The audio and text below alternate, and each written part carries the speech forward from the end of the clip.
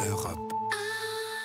Axel de Tarlet, ça déménage donc chez SFR face à la chute spectaculaire de l'action qui allait visser de 34% en 8 jours, donc un tiers de valeur perdue. Patrick Drahi se sépare de Michel Combes et nomme l'un de ses proches à la tête de SFR. Oui, il y a le feu dans la galaxie Drahi qui est massacré en bourse, vous l'avez dit, en 8 jours. 9 milliards d'euros sont partis en fumée, c'est 3 fois le déficit de la sécurité sociale.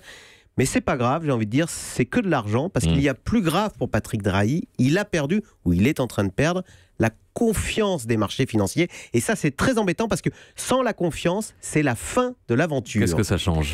Écoutez, 2 choses. 1, plus d'acquisition possible. Or, vous saviez que cet été encore, on prêtait à Patrick Drahi l'intention de racheter le 2e câble opérateur des États-Unis. Bon, ça, ces rêves d'expansion, c'est terminé. Mais il y a plus inquiétant, cette perte de confiance vous menace chez vous, à domicile. Car le groupe, je vous le rappelle, a une dette de 50 milliards d'euros. Et pour rembourser ces 50 milliards, c'est pas comme un particulier qui rembourse son emprunt immobilier, non. Quand une dette arrive à échéance, que fait Patrick Drahi ?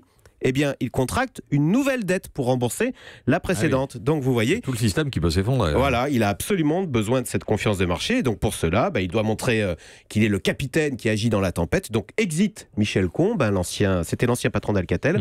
Patrick Drahi place sa garde rapprochée à la direction de SFR. SFR qui était le vaisseau, qui est le vaisseau amiral du groupe et qui connaît des difficultés, Axel. Voilà, il lui faut absolument, pour reconquérir cette confiance, gagner la bataille de SFR en France. Or, depuis son rachat en 2014, SFR a perdu 2,5 millions d'abonnés.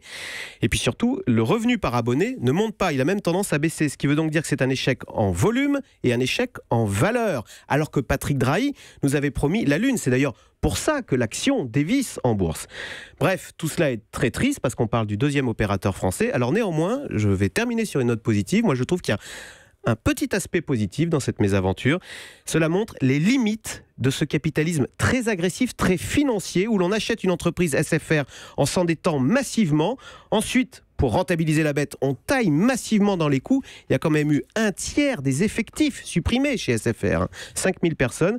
Et in fine, on touche le pactole. Et vous voyez, cette stratégie très agressive, très financière, elle n'est pas gagnante à tous les coups. Axel de Tarlet, Vincent ? C'est la malédiction de Jean-Marie Messier qui... Oui, c'est ça, c'est le fantôme. Vous avez pas... Il a 6e. Un gros mot vient d'être prononcé dans cette... Parce que Patrick Drahi n'a qu'une trouille, et d'ailleurs il s'en défend, c'est d'être comparé à Jean-Marie Messier. Mais vous avez raison, il y a 2 choses qui y ressemblent. 1, cette boulimie d'acquisition, et puis 2, cette stratégie contenu-contenant. Vous savez, on marie les tuyaux avec les programmes. Alors, il y a une petite différence quand même, et ça il faut être honnête, c'est que Patrick Drahi, il vient vraiment de ce milieu des télécoms. Vous savez, à la sortie de Polytechnique, il vendait du câble au porte-à-porte à Cavaillon, donc il a fait toute sa stratégie dans ce métier, et c'est pour ça qu'il dit, moi je suis crédible, faites-moi confiance, vous allez voir. Mais l'aventure Messier avait débouché sur le démantèlement de l'empire Vivendi Universal. On espère que ce ne sera pas le cas pour l'aventure Altus. Altis. Ils ne sont pas enfermés dans un palace avec un matelas par terre. Ah non, on ne revient pas sur votre chronique. Ne mélangeons pas tous les sujets. Europe. Europe 1.